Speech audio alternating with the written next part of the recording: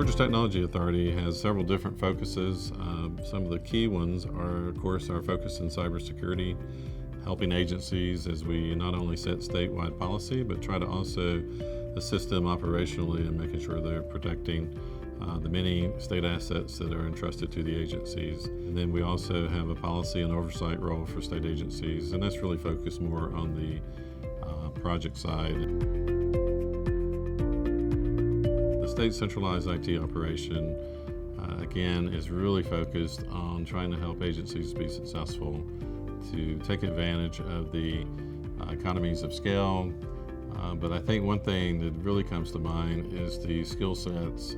We know that across the country it's difficult to find some of the skills that we need to be successful. But the Atlanta market is even one of those marketplaces where it's even more difficult. And having the service providers through this model, I think allows our agencies to have a tool that they would normally have to get to, especially some of those more specialized skills, especially again when we're looking at data analytics and the data scientists. It would be really impossible for us to find some of those skills. And then the cybersecurity expertise that we need, the demand for those is so significant that we are often successful in trying to find some of the more entry-level skills that we need, but our partnership with Atos has really been beneficial to get the more senior, seasoned individuals to help us in especially that particular area. We started out just really trying to do the basics and the standardization and really trying to get the agencies to modernize their environments.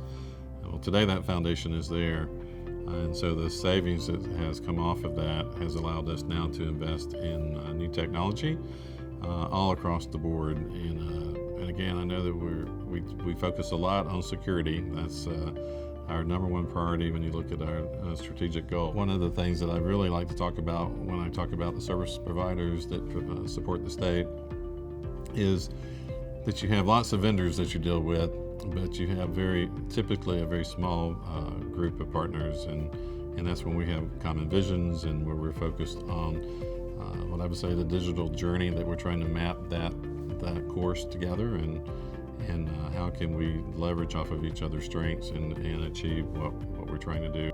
It will always be a moving threat landscape, and that's one of the things that I think our partnership with Atos has been critically important. Today with our new security tower that you manage for us, they still have components of that, but this is really the first time since our privatization that we have one trusted source to go to, where we're at least trying to look across all of the threat vectors and pull that information together. So if there's something happening in the network, then is that already impacting us in the infrastructure area?